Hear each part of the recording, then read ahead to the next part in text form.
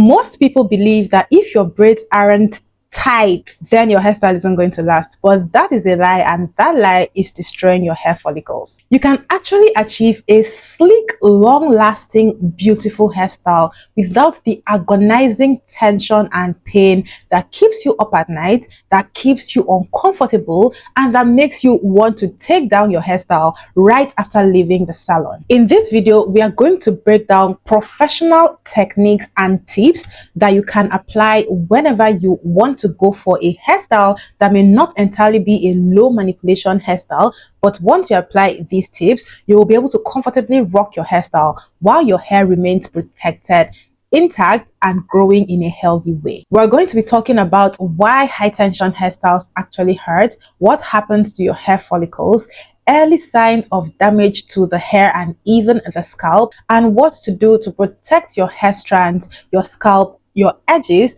and to make sure that your hair remains healthy in this hairstyle. If you don't know what high tension hairstyles are hairstyles that are not low manipulation. So there can be braids with extensions like this one, or this one I made sure that the manipulation was less compared to what used to be done before to my hair when I got styles like this done.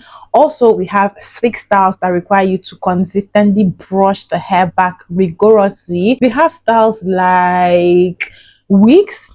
Sewing wigs can be high tension. These frontal wigs can be high tension. Styles like cornrows can actually be high tension, and there are a number of other styles that just require you to stretch the hair, to manipulate the hair. So by the time you are done summarizing your entire hair, your scalp is stressed, you are stressed, you have a headache, you need to take painkillers, your hair is stretched to the maximum.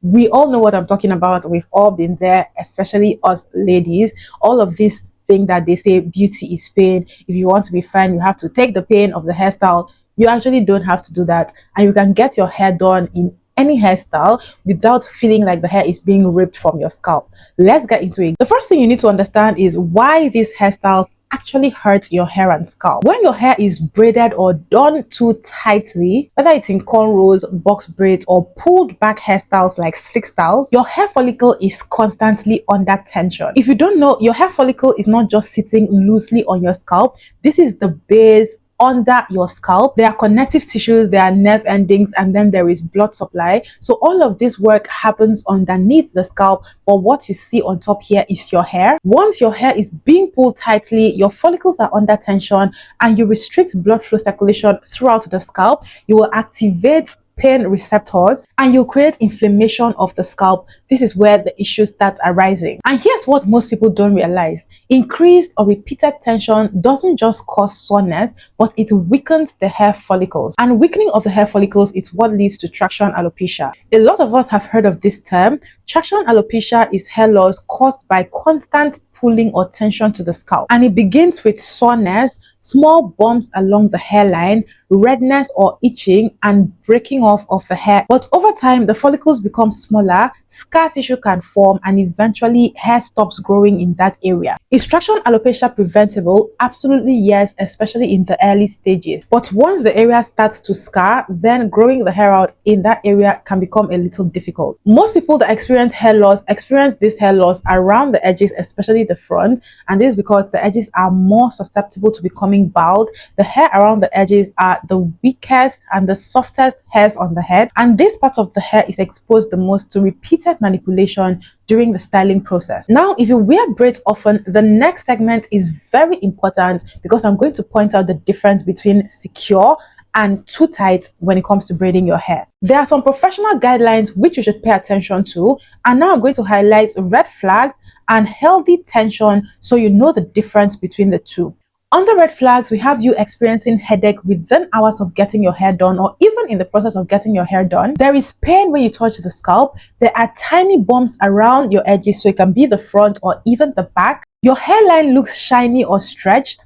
There is immediate shedding of hair around the edges, so you can braid your hair and then you start to see the hair lift. You may even see the white roots of the hair at the base wherever you get the braids done. All of these things are red flags, and I always advise people, if you get your hair done and you start experiencing any negativity, no matter the money you spend, it is very okay to take down that hairstyle if you feel like it's compromising your hair and scalp. For healthy tension, we have the hair is going to be secure but not too painful. I'm going to use myself as an example. From the day that I got these braids done up until today, I didn't feel any pain. My scalp was not sore. I was comfortable from the day that I left the salon. This is how it should be, and you should feel bold enough to speak up whenever you're getting your hair done and you don't feel it going in the right direction. There is also going to be room for slight movement at the root of the hair. Getting your hair done is not going to restrict your facial expressions. This is important to point out. Have you ever gotten your hair done and you cannot smile? You cannot raise your eyebrows like this. You cannot move your neck from one side to the other because the hair is just that painful. I feel like this has been a pain point of a lot of people for a very long time, and I needed to address this. These tight hairstyles are killing our hair and our scalp, and we need to pay more attention. That hair doesn't have to be tight and excruciatingly painful before you know that you've done a good hairstyle. After all of this, you have to note that if you've gotten your hair done and you can lift your brows, you can move your face, you can react in any way and still be comfortable, then the tension is healthy. And now let's get into professional tips for safer high tension style options. The first thing you're going to do is learn how to protect your scalp. I encourage you to speak up in the salon with your stylist. It doesn't matter if that's the first time you're going to that salon. You can open up your mouth, tell them what you want, watch what they are doing, make sure you're comfortable at every turn. And if you're not comfortable, don't be shy to point it out to them. It's your money that you're paying, and you should be able to get good value for your money. And the second, which is actually very helpful, is try to diversify the way that you place your braids if you're going to be doing braids.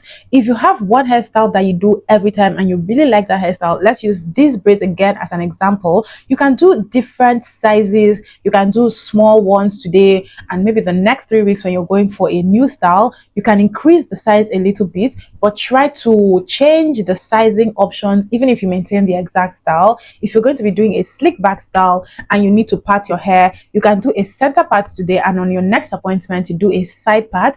Just little changes here and there changes the direction of the manipulation so that your hair is not stretched to the max on one area of the head. Another thing you need to do is prep your scalp and actually your hair before styling. Make sure your scalp is clean, make sure it's relaxed, make sure you don't feel any tension on the scalp, make sure you moisturize your hair properly, and make sure there is no heavy product buildup on the scalp and on the hair. This is going to simplify the process of making your hair. You're going to know that there is nothing hindering the process from being done correctly. And the last but not least, avoid back-to-back installs. This is where what we call hair fast comes in. Once you've done your hairstyle, and let's say you carry the hairstyle for 2 weeks, it's very okay to take 1 to 2 weeks after you take down the hairstyle. Allow your scalp breathe, do a deep conditioning treatment. Don't make any hairstyle that is high tension again. You can opt for a low manipulation style and just allow the scalp to recover before you go in for the next appointment. I explain more about hair fast and how you're supposed to do it correctly in my 30-day hair growth challenge. You can go ahead and grab that. I'm going to link it somewhere here, so check. It's also going to be in the description box and the pinned comment. Now that we have discussed high tension styles at length, here is what most people won't tell you about protective styling. These styles are only protective when they are installed correctly. So even a style as simple and as basic as cornrows can turn into a high tension style that causes pressure on your hair and scalp if it was done too tight. For a protective style to actually be a protective style, your roots are not going to be strained, your follicles are not going to be inflamed, and your scalp in general is not going to be stressed. And when it's done this way, you'll actually start seeing the length being retained. How does all of this connect to hair growth? When it comes to hair growth, a lot of us want our hair to get as long as it can, meaning we want our hair to go past our shoulders, our bra strap, all the way to our waist. Because of this, you have to take note of every single thing that happens with your hair, and hairstyles are not an exception. The more tension you apply to your hair, the more pressure is going to be applied to the scalp and the hair strand. This pressure is going to lead to the strands snapping off, breaking off, and not growing properly from the scalp. All of this is going to accumulate, and over time your hair is going to get thinner, it's going to get shorter, and it's going to plateau. Remember, at the end of the day, your hair habits are most important. You need to have healthy hair habits that are not only going to help you grow your hair, but they're going to help keep your hair healthy, help you retain length, help you maintain a healthy scalp, and help you learn about your hair so that you don't just help yourself, but you end up helping somebody else that may need the help. Hope you learned something or two from this video, and I hope you left a thumbs up to support. Also, if you have any questions, you can leave them down in the comment section. Thank you guys so much for watching. I'll see you in my next video.